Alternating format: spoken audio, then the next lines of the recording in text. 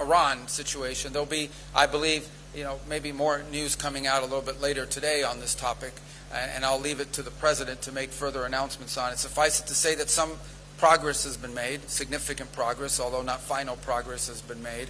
Ultimately, I remind everybody, and I think this ties into the second question that was asked with relations to it, what is the goal here? The goal here ultimately, the ultimate goal is that Iran can never have a nuclear weapon.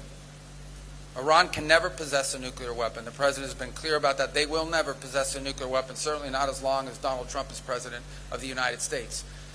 Related to that is this issue of the Straits. Okay, this is an international waterway. They don't own it. It's an international waterway, and what they are doing now is basically they are threatening to destroy commercial vessels using an international waterway. That is illegal under any concept of international law that governs us, but it's also if we allowed that to become normal, we would be normalizing an unacceptable status quo and setting a dangerous precedent that could be replicated here in this region and in multiple places around the world. So the desire the President has, his preference, is to find a diplomatic way that these problems can be solved. That's always the President's preference. He would much rather have me and the Department of State solve this problem than the Department of War having to solve this problem. But the problem is going to be solved one way or the other. So we've made some progress over the last 48 hours working with our partners in the Gulf region on an outline that could ultimately, if it succeeds, leave us not just with a completely open straits, and I mean open straits without tolls, and with addressing some of the key things that underpin what has been Iran's nuclear weapons ambitions in the past. So we think we've made some progress on the outline of something that, if it works, could give us that outcome. Obviously, that will require full Iranian acceptance and then compliance, and it will require some future work on negotiating the details. When you're talking about a nuclear program, as an example, these are highly technical matters, and ones that would probably need to be addressed over some period of time.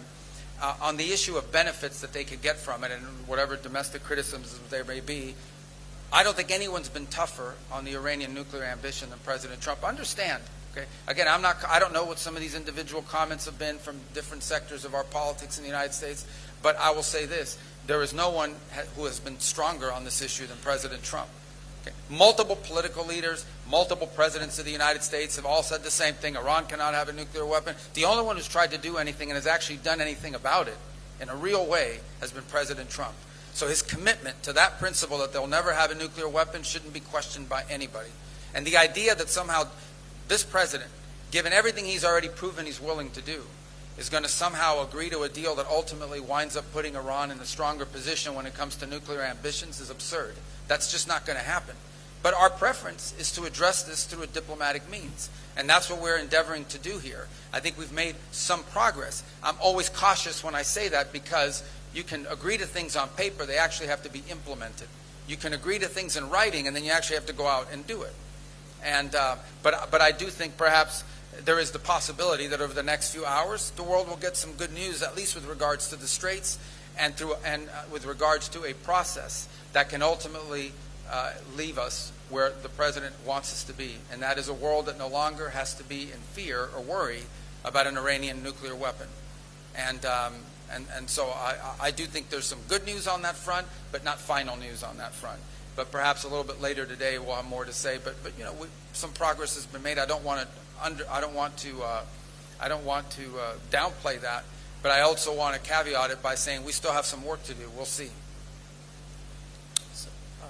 Trump's first tenure as the president, many in India feel that... Thank you very much for your participation, and I thank Secretary of State and External Affairs Minister for their presence. Thank you, sir.